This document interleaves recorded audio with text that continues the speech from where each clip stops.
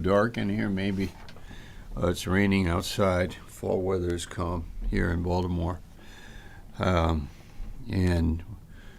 we are looking at a verse in Ecclesiastes chapter 8, verse 16 and 17. And I'm going to read from an excellent book by J.I. Packer, Knowing God. Verse 16, when I applied my heart to know wisdom and to see the business that is done upon the earth, for also there is that neither day nor night sees sleep with his eyes.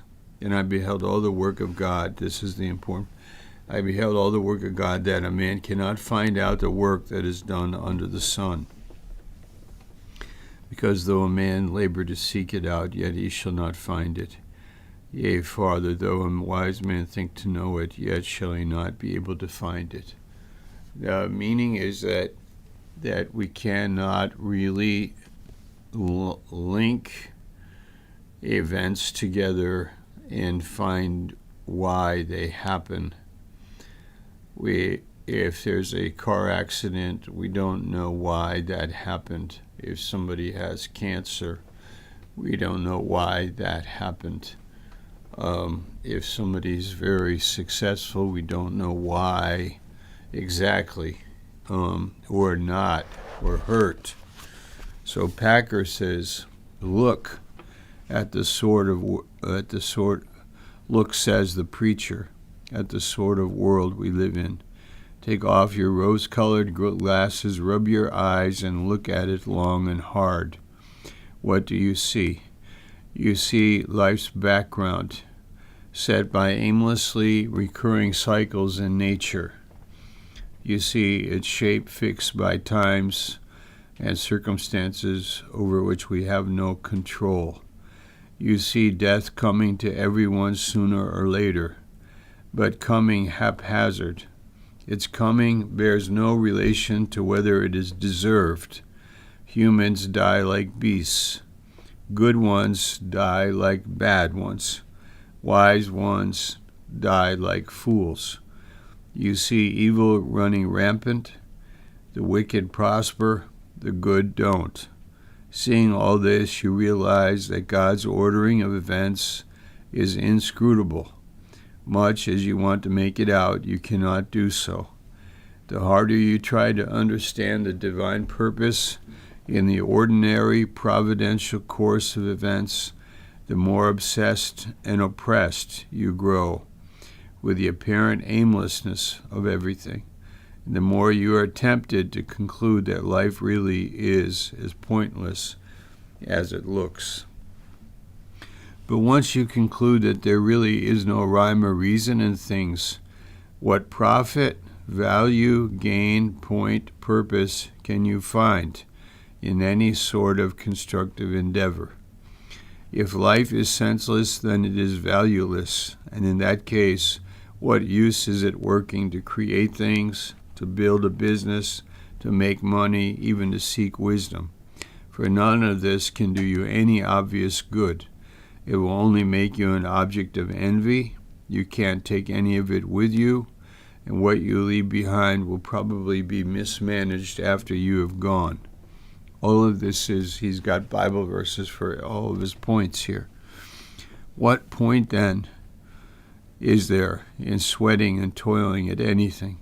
Must not all our work be judged vanity, emptiness, frustration, and a striving after wind? Activity that we cannot justify as being either significant in itself or worthwhile.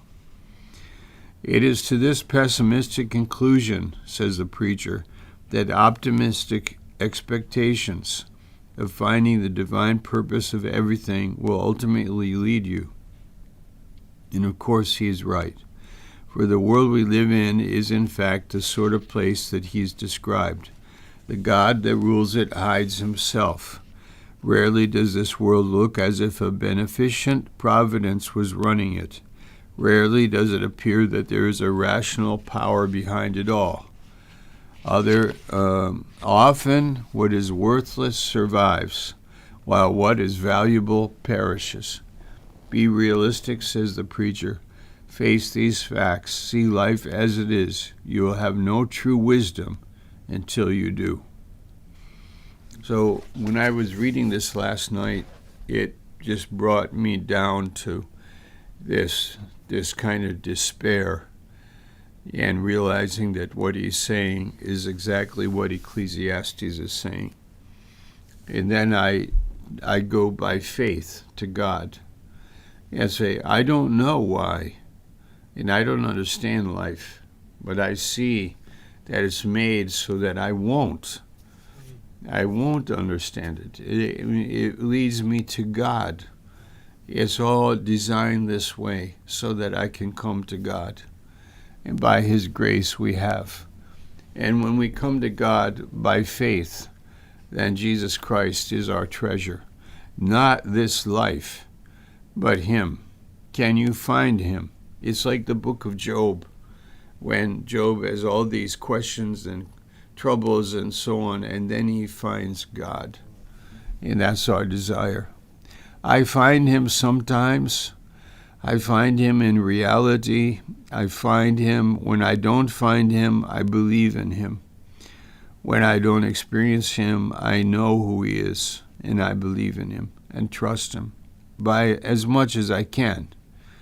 I'm not sure about things, just like Ecclesiastes is saying. We have questions, we have frustrations, we have troubles, and yet we have found that God loves us and sent Christ into the world so we can know him.